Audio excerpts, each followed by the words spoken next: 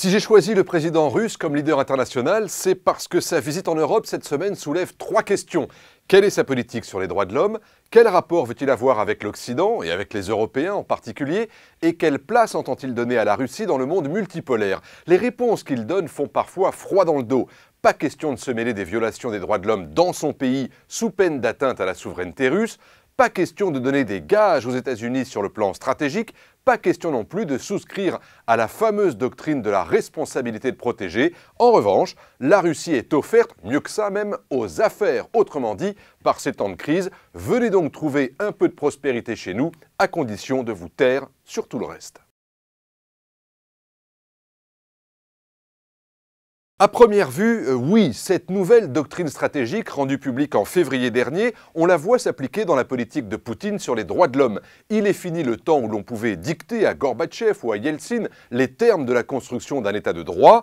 Poutine a rappelé il y a quelques jours, sous le regard de Mme Merkel, que les ONG étrangères à Moscou devaient être considérées comme des agents étrangers, autrement dit, même si c'est un peu exagéré, comme des espions, avec tout ce que cela laisse entendre sur le plan policier. Sur le plan stratégique maintenant, Poutine refuse clairement, désormais, la main tendue de Barack Obama. Plus question de reset, de redémarrage, comme son prédécesseur Medvedev l'avait accepté, retour à une relation frontale. Le fait même que le nouveau président chinois ait réservé son premier voyage à la Russie de Poutine ne vient pas seulement illustrer le besoin criant de la Chine en besoin énergétique, mais afficher un front commun face à l'Occident. Oui au business, car nous sommes des terres d'opportunités. Non à un nouvel ordre international, comme on en rêvait après la chute du communisme. Ce n'est pas le retour au temps des soviets, mais c'est un recul.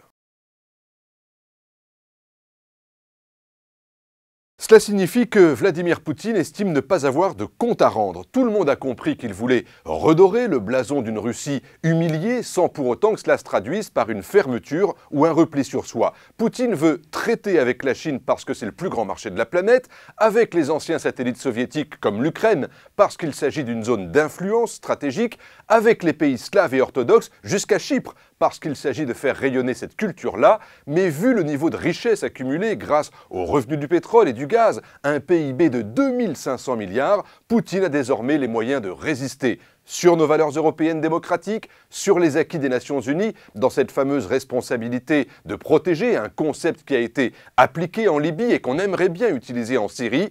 Bref, Poutine vient nous dire que, malgré son passif, il est maître chez lui et détient même une partie de notre avenir économique entre ses mains. On l'a vu lors du voyage de François Hollande à Moscou, tout cela est à prendre ou à laisser, comme si la crise économique nous obligeait désormais à fermer les yeux pour avoir accès à l'argent russe.